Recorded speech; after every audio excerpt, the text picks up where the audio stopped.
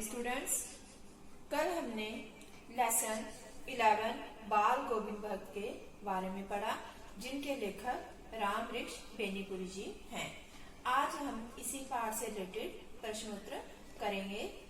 प्रश्नोत्तर यानी और पठित गद्यांश। अभी दोनों जो है हमारे एग्जाम में आते हैं।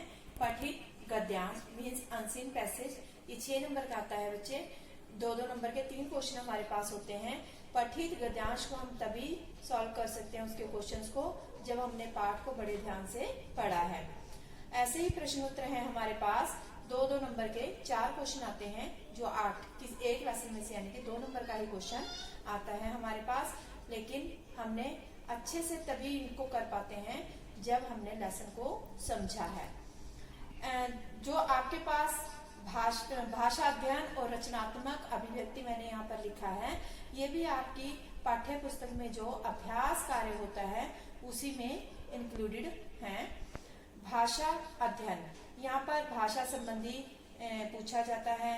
कोई भी टॉपिक आपको दे दिया जाता है, उसको क्लियर करना होता है। रचनात्मक अभिव्यक्ति में ऐसे क्वेश्चन पूछे जाते हैं, होते पाठ के संसर्ग से ही हैं, लेकिन वो आप अपने तरफ से भी लिख सकते हैं, पर वो तभी लिखे जाते हैं जब हमने पाठ को पूर्ण रूप से पढ़ा है। अब हम चलते हैं प्रश्न उत्तर की ओर। प्रश्न उत्तर की पीडीएफ फाइल मैंने बनाकर आपके पास भेजी है, उसको आप अपनी अभ्यास पुस्तिका में सुंदर सुंदर हैंडराइटिंग में लिखोगे और याद करोगे। साथ साथ याद करना है हमने। अब नेक्स्ट टॉपिक हम ले लेते हैं भाषा अध्ययन। यह आपकी पाठ्य पुस्तक का जो अभ्यास कार्य है उसका क्वेश्चन नंबर 14 मैंने लिया है। क्रिया विशेषण छांटकर भेद भी लिखें। क्रिया विशेषण, अगर इसकी डेफिनेशन वैसे आप सबको आती होगी, फिर भी हम एक बार देख लेते हैं। क्रिया विशेषण ऐसे शब्द जो क्रिया की विशेषता बताते हैं। यहाँ पर हमने लिखी भी है क्रिया विशेषण की डेफिनेशन। क्रिया की विशेषता बताने वाले शब्दों को क्या कहा जाता है? क्रिया विशेषण। इसको हमने, ये हमारे पास 4 प्रकार के होते हैं: रीतिवाचक, स्थानवाचक, कालवाचक, परिमाणवाचक, क्रिया विशेषण। रीतिवाचक यानी किसी की क्वालिटी बताना, स्थानवाचक प्लेस के बारे में, कालवाचक समय के बारे में, परिमाणवाचक नाप तोल।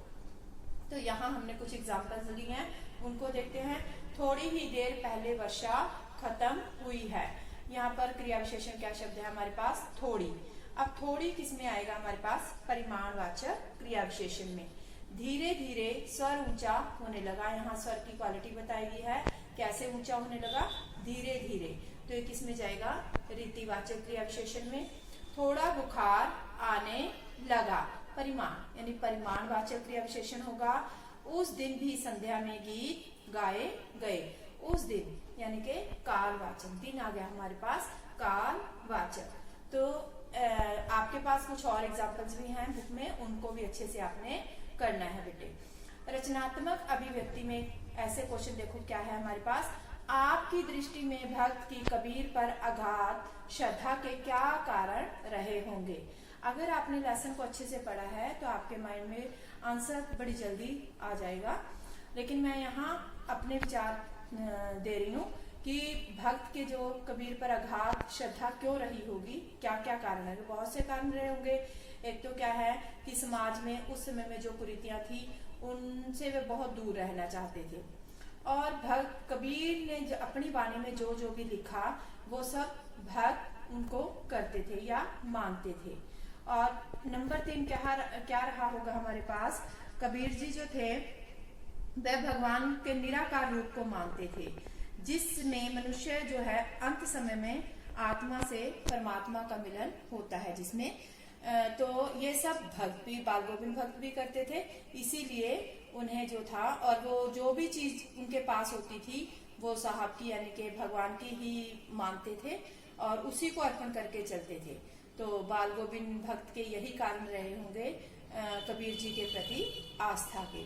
तो ऐसे 2-3 क्वेश्चन आपके पास और भी हैं, जैसे गांव का सामाजिक सांस्कृतिक परिवेश आषाढ़ चलते ही उल्लास से क्यों भर जाता था? ये आप खुद कर सकते थे कि उस समय जो खेतों में धान की फसल की रोपाई शुरू हो जाती थी, किसान लोग जो होते थे बहुत खुश दिखाई देते थे। और क्यों? क्योंकि फसल जब हम उगाते हैं फिर वो बड़ी हो जाती है, उसको काटते हैं, पैसा आता है किसान के पास, तो वो किसान के सपनों को पूरा भी करती है। गांव के सभी लोग खेतों में दिखाई देते हैं। तो ऐसा जो है चारों तरफ का जो वातावरण है बड़ा उल्लास में दिखाई देता है। तो ऐसे बेटा हम लोग जो है अपने भाषा अध्ययन को कर सकते हैं। रचनात्मक अभिव्यक्ति वाले जो क्वेश्चन है उनको भी बड़े अच्छे से हमने करना है, और जो प्रश्न उत्तर अभ्यास के हैं हमारे पास उनको हमने अपनी फेयर कॉपी में सुंदर सुंदर हैंडराइटिंग में करना है। इंडेक्स, इंट्रो, दिनांक लिखना मत भूलें। और प्यारे बच्चों, एक और साथ साथ कहना चाहूंगी कि अगर आप ऐसे अपने निबंध भी साइड बाय साइड याद करें तो ज्यादा बेटर होगा, क्योंकि 10 नंबर का क्वेश्चन आता है और उसके लिए कुछ हम जो है स्पेसिफिक जो उनके हेडिंग होंगे वो मैं आपको अगली वीडियो में बताऊंगी। धन्यवाद।